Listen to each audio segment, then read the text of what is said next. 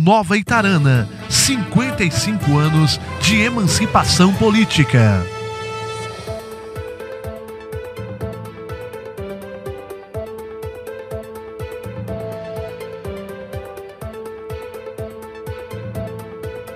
Nova Itarana é um município localizado na região centro-sul da Bahia, pertencente à macro-região de Jequié, e faz divisa com os municípios de Irajuba, Iaçu, Planaltino, Brajões, Santa Inês e Milagres.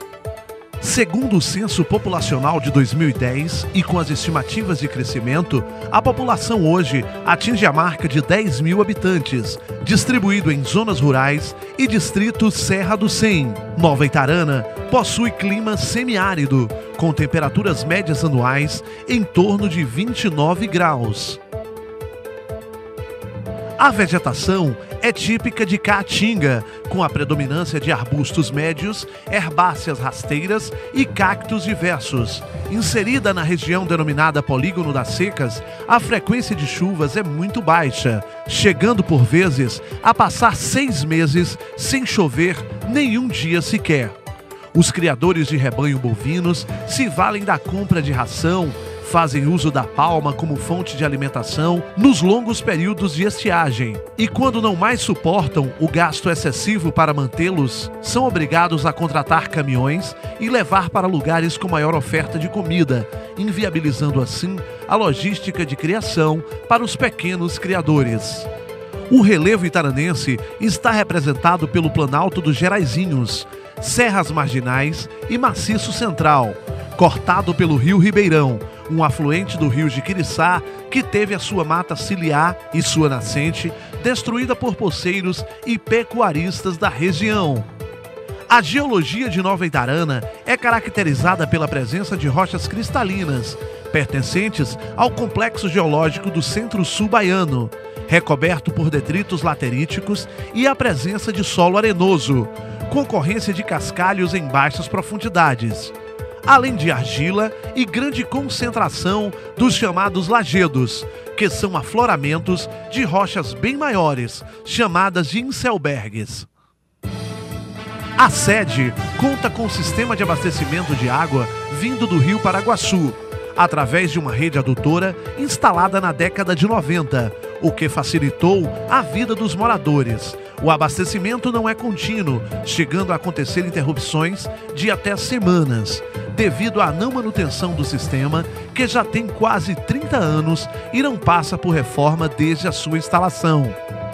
O povo da zona rural utiliza para consumo humano as águas armazenadas em cisternas e, na maior parte do tempo, necessita de água fornecida pelos caminhões-pipa. Se valem de barreiros para armazenar água para os rebanhos, que já vem sofrendo com a pouca oferta de água e pasto há muitos anos. O abastecimento é feito através de caminhões-pipa com o apoio de programas federais. Porém, a grande parte é mesmo realizada pela prefeitura do município, que mantém um calendário permanente de distribuição nos longos períodos de estiagem. As raízes históricas do município de Nova Itarana fundamentam-se numa fazenda de propriedade do senhor Aníbal Moraes, denominada Lagoa dos Veados. Esse nome teve origem em histórias contadas pelos primeiros habitantes que afirmavam haver uma lagoa que servia de importante bebedouro para aves e animais selvagens como veados. Daí o nome Lagoa dos Veados. Tais animais atraíam para seus arredores os caçadores que começaram a povoar a região. A beleza paisagística do lugar, a abundância de água e a fertilidade do solo logo fizeram surgir um povoado que em breve tempo se transformaria em vila e em 1954 em distrito. Daí, para a categoria de cidade e sede do município independente, o espaço de tempo foi de apenas 8 anos. E em 20 de julho de 1962, pela Lei Estadual de número 1742, foi criado o município de Nova Itarana, com um território desmembrado do município de Brejões. Fazendo bom uso das suas principais fontes de renda, o café, a mandioca, o sisal e a mamona na agricultura, e os rebanhos bovino, caprino, Nova Itarana reforça seu potencial de município autônomo, empreendedor e progressista. Mas é na magnanimidade do seu povo que Nova Itarana tem assegurada a capacidade de empreender e progredir na sua resplandecente marcha por porvir de glórias imortais que, cordial e ardentemente, lhe desejamos. E é da fé, da moral, do civismo e do dinamismo dos seus cidadãos que nos vem a inspiração para levarmos Nova Itarana ao verdadeiro triunfo. O Poder Legislativo funciona com uma Câmara composta de 9 vereadores, que desenvolvem atividades em parceria com o Poder Executivo, que administra o município com receitas repassadas pelo Estado e pela União, bem como recursos próprios da própria Prefeitura. A economia municipal se consolida basicamente pela geração de empregos municipais, com renda mensal de 1 a 2 salários mínimos, por meios de concurso público e contratos temporários, e alguns funcionários estaduais que atuam no Colégio Estadual Luiz Viana Filho, funcionários do comércio, bem como trabalhadores informais, oficinas mecânicas, borracharias, vendedores ambulantes, entre outros. Os aposentados e pensionistas também representam uma boa cota para a economia do lugar. A base de sustentação do município é representada por uma pequena faixa trabalhista de autônomos, já que as únicas alternativas de trabalho sustentável são o serviço público e as casas comerciais. Esporte. Desde o tempo que antecede o povoado, o futebol sempre foi destaque. A estrutura do único campo de futebol era bem precária. Porém, isso não era motivo que impedisse a realização de campeonatos e torneios, que reuniam o povo para acompanhar as disputas entre as equipes. Os organizadores se orgulham até hoje e relembram das equipes do América, Vasco, Palmeiras e, em especial, do IEC, Itarana Esporte Clube, que foi campeão em vários campeonatos em Nova Itarana e nas cidades vizinhas. Antes, lá no tempo que Nova Itarana era um distrito ainda, como é que eram os campeonatos de futebol aqui na... Tinha vários times aqui, tinha 3, 4 times, América, Palmeiras, Vasco. Tu lembra de algum jogador assim que se destacava, um atacante bom, um zagueirão? Inclusive tinha um time aqui da seleção, o IEC, que era da seleção Nova Itarana. IEC é o que eu tomava conta. Quem jogava? Jogava Luiz Quina, Milton Preto, Dendê, Humberto, Zé Grande, inclusive Edinho, Gilson, tudo jogava. Tinha algum jogador assim, que se destacou aqui e foi jogar em outra cidade, em outro local aqui? Inclusive Dendê mesmo destacou, fez teste com o Henrique também naquela época, Dendê também fez teste com o Henrique, mas Dendê. Mas tinha frequência de ter campeonato assim direto? Ou era... Tinha disputar campeonato também naquela época com um time de fora, Brejões, Penaltino, Milagre, a Marcosa, jogava. O pessoal já tinha esse espírito competitivo, né, no futebol. Ô Nelson, o campo que você jogava é aquele mesmo de hoje ali? É. Aquele mesmo. Era murado já? Tinha, como era? Era tudo aberto. Botava as tábuas, aqueles tornozinhos para ir para dar corda. Botava o torno e colocava a corda. Ok. E dia de domingo, nesses jogos, aparecia pessoas para assistir? Tinha muita gente fora, vinha aqui mesmo, o pessoal da cidade, o pessoal mais velhos, jovens, mais velhos, tudo ia pro campo, muita gente. E assistir os jogos. Inclusive, Zé Bicho ficava fuçando, procurava onde é que tinha futebol para dia domingo estar lá, os vizinhos mais velhos. E vinha pessoas de fora também assistir. Muito bem. Manifestações culturais. Enterro do Ano Velho. Réveillon, como ocorria isso? Olha, desde quando eu me entendo por gente, que essa tradição, ela nunca fugiu das origens, eu acredito que nasceu assim e desapareceu assim também. Ao longo dos anos a gente não percebeu assim nenhuma modificação.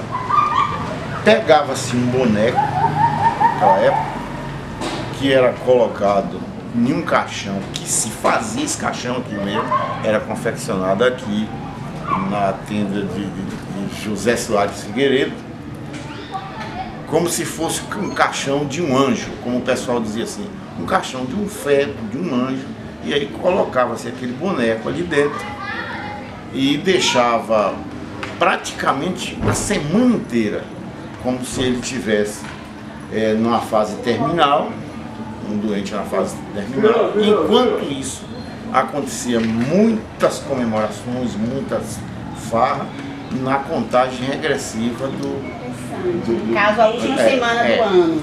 Aí quando chegava em torno de 22 horas, né, do dia 31, aí a concentração era toda naquele velório simbólico do ano velho, até fechar 0 hora. Quando fechava 0 hora, percorria as principais ruas de Nova Itarana, muita gente, muito barulho, muitos instrumentos de percussão acompanhavam esse cortejo fúnebre, e atrás da igreja da Matriz era sempre que se depositava essa urna, atrás da igreja da Matriz. Tanto que a gente, criança naquela época, acostumava no outro dia a gente ir lá ver se realmente estava enterrado lá. Menino, não pode desenterrar isso e tal. Mas tinha uma coisa que de uma coisa puxava a outra. Assim que era enterrado o ano velho, que começava o grito de ano novo, aí tinha o grito do carnaval. O que é o grito do carnaval? É a primeira festa abrindo a temporada carnavalesca da cidade. A gente descia a ladeira da igreja, vinha direto para o clube social da época e ali dava o grito do primeiro dia de carnaval. Bem antes do carnaval, é claro, né? Aí dizia assim, aí todo mundo já comentava, em Nova Itarana vai ter o enterro do ano velho e logo em seguida vai ter o primeiro grito de carnaval. Como em Itarana o pessoal sempre gostou de muita festa, a gente fazia o primeiro, o segundo e o terceiro grito de carnaval. O terceiro já era quase nos dias mesmo oficial do carnaval. Assim, o senhor se lembra quem organizava o enterro do ano, quem preparava os bonecos? Aqui era José Soares Figueiredo. Quando ele morreu, aí a família Figueiredo tomou conta disso aí. A exemplo de Pedro, né, que escolheu um local, ele tinha um cartório antigo, que era de Figueiredo, e esse boneco era velado nesse cartório. E passaram-se muitos anos e essa tradição nunca mudou. Muito interessante. O Carnaval. O Carnaval de Nova Itarana é um tanto diferenciado de outras cidades. Apenas aqui acontece o casamento das tabaroas. Um evento que não se sabe ao certo quando teve início. Moradores antigos afirmam apenas que quando eram criança, aquela tradição já existia. A festa acontecia no clube social, onde as famílias dançavam e se divertiam ao som de marchinhas, confete e serpentina.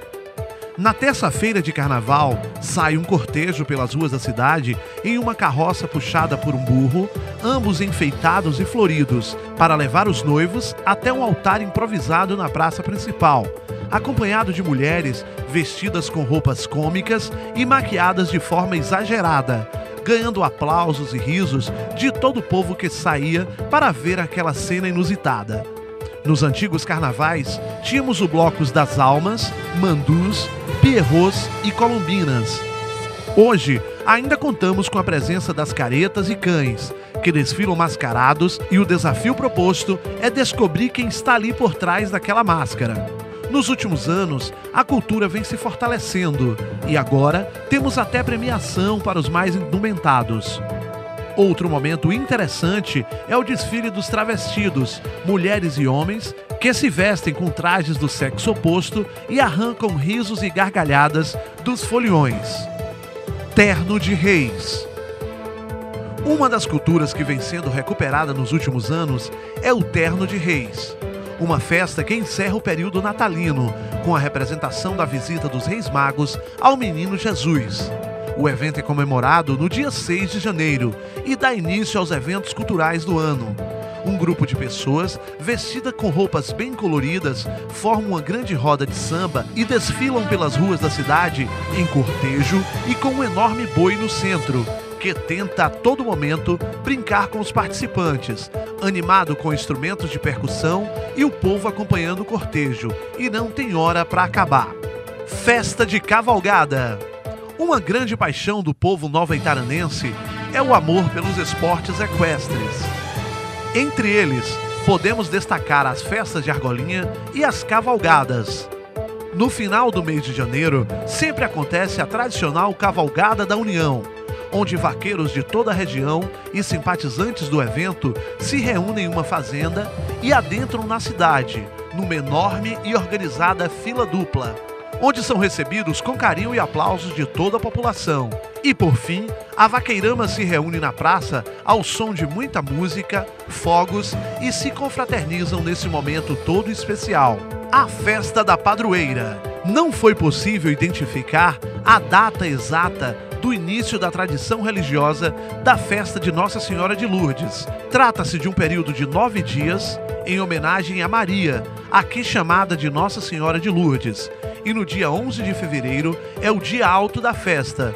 Os fiéis saem em procissão e oração pelas ruas da cidade e encerram as comemorações com queima de fogos e muita oração e louvor à Mãe do nosso Senhor Jesus Cristo. Queima do Judas. Um outro evento que se perdeu no tempo foi a Queima do Judas. Organizado por moradores antigos, a tradição tentou ser recuperada pelo pai de Mimi, seu Bia, o que logo voltou ao esquecimento do público, talvez pelo fato da tradição parecer uma atitude violenta, não sendo mais aceita pelos moradores contemporâneos. Funcionava assim: no sábado de Páscoa, as pessoas iam para a rua ver um grande boneco representando Judas Iscariotes ser enforcado e, com o corpo cheio de bombas, era queimado em praça pública, enquanto todos comemoravam a Páscoa e a celebração da ressurreição do nosso Senhor Jesus Cristo. São João. O São João dos tempos da emancipação política era comemorado apenas nas casas, com muita comida e bebida. A tradicional fogueira em frente às casas e as famílias com melhores condições financeiras organizavam pau de sebo e quebra-pote para a criançada. As festas com bandas na praça só tiveram início nos anos 90, quando a tradição de visitar as casas dos amigos para tomar licor foi se perdendo. O São Pedro também entrou no calendário cultural de Nova Itarana nos anos 90. No início, a festa era chamada de Feira Chique, onde estudantes organizavam barracas com diversos produtos juninos para angariar fundos para sua formatura. Os festejos foram direcionados para o distrito do Quilômetro 100, onde acontece até hoje com a presença de bandas e shows grandiosos. Desfiles cívicos. Datam-se do início dos anos 50 os primeiros desfiles cívicos de Nova Itarana. Mesmo sendo distrito de Brejões, sempre foi uma cultura cravada no nosso povo. Se organizarem em datas cívicas como 7 de setembro e 15 de novembro para festejar com os alunos e professores das diversas épocas, marchando e entoando os hinos oficiais da República, ao som de bandas marciais. Esse evento tomou maiores proporções com o advento do golpe militar em 1964, que exigia que as escolas mantivessem os padrões de quartéis nas unidades educacionais de todo o país. E ainda hoje realizamos em nossa cidade lindos desfiles, agora não mais com exigências militares, e sim culturais, e com a ilustre presença da fanfarra fada, tantas vezes campeã, empunhando a nossa bandeira pela Bahia fora. O Dia do Evangélico. Desde o ano de 2008, foi aprovado pela Câmara Municipal de Nova Itarana e instituiu-se como feriado municipal o Dia do Evangélico, um dia dedicado às comunidades evangélicas de Nova Itarana, que se reúnem em oração e louvor e fazem um grandioso culto na praça pública e emociona todos os presentes. Educação. Sempre foi uma preocupação primordial das gestões municipais e até mesmo na época em que éramos apenas um distrito, a educação do nosso povo. Hoje, nós temos escolas climatizadas e com estruturas que facilitam a troca de experiências. A rede conta com professores pós-graduados e até doutores. Transporte escolar trabalhando diuturnamente, merenda, projetos extraclasse e muitas outras atividades que trabalham no sentido de melhorar cada dia mais o processo de ensino-aprendizagem em nossa cidade. Mas nem sempre foi assim. As dificuldades existiam e eram muitas. Nesse documentário, não poderíamos deixar de citar algumas das professoras que fizeram história e foram as pioneiras na nossa educação. Chamadas de professoras leigas, de leigas não tinham nada, se viravam com o que era possível, sem infraestrutura, sem recursos de capacitação, sem material didático, sem formação, mas com muita força de vontade e amor pela arte de educar. Foram elas que educaram nossos pais e avós, e é delas que nasce o início do sonho de ter uma cidade alicerçada na educação. Uma delas é Dona Lourdes Pereira, esposa de seu Dio. Dona Edith, esposa de seu filhinho.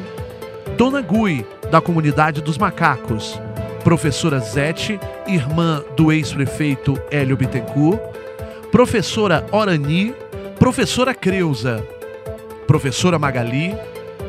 Professora Leia Figueiredo, entre outras. E já em tempos mais recentes, na década de 80, podemos citar também e principalmente as professoras Rosa Marina, professora Jaira, professora Mirilene, professora Zete, professora Dinha, professora Valneide e muitos outros. Não conseguimos datar com precisão a construção da Escola Clemente Mariani. Sabemos que foi construída na década de 1930 pelo prefeito de Brejões, e o seu primeiro nome foi Escola Carneiro Ribeiro, que usava fardamento com padrões militares e era mantida financeiramente pela prefeitura daquela cidade, já que éramos distrito geográfico de Brejões. Tempos depois, na época da emancipação política, ela tomou o nome de Simval Galvão e permaneceu assim por muitos anos. Em seguida, através de decreto estadual, se tornou Escola Clemente Mariani e hoje permanece com o mesmo nome. A Escola Luiz Viana Filho foi construída pelo então governador da Bahia, Dr. Luiz Viana Filho, no ano de 1968 e possui apenas 2 salas de aula, 2 banheiros e uma secretaria. Foi construída no intuito de aumentar a oferta de vagas, já que a escola, ora chamada Simval Galvão de Souza, já não comportava todo o alunado da época.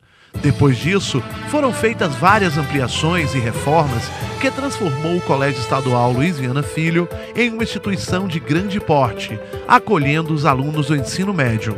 Nova Itarana vem crescendo a cada dia e agradecemos grandemente aos gestores pela responsabilidade e carinho com que vem conduzindo a nossa cidade.